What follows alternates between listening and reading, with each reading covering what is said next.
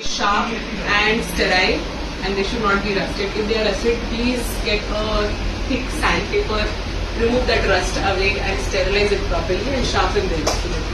You need a diagnostic set and you start the extraction with periodicity where biggest to the floor, and it should be just at your elbow. Okay, so that there is less discomfort when you work. Parallel to the long axis of the tooth, what it does, it shears away the pedial ligament which is present, and you expand the bony socket.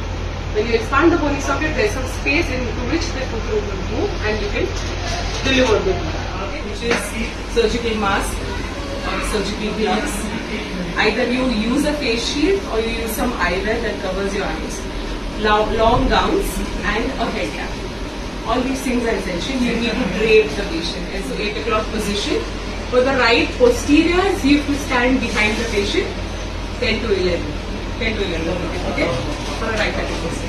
And for the left-handed, similarly, you stand 7 to 8 on the left side and then behind. Okay?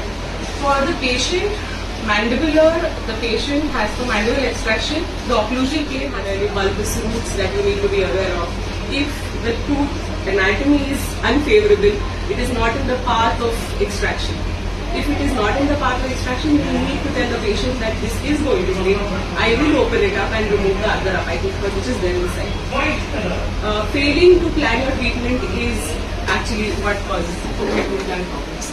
So you need to prepare the patient as well as prepare yourself for the chances of transalveolar extraction based on all this application at the tip.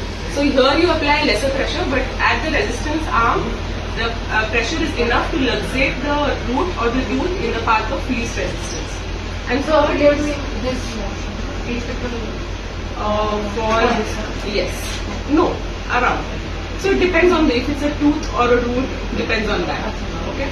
And this is wheel and axle, where you go along the circumference, wherein you use your this movement completely, which is intercrius, which is mostly used for mandibular root forceps, roots, wherein you introduce it and you move the instrument along the circumference of the circle, and the root will also come out along the circumference. Okay. So what is the cost of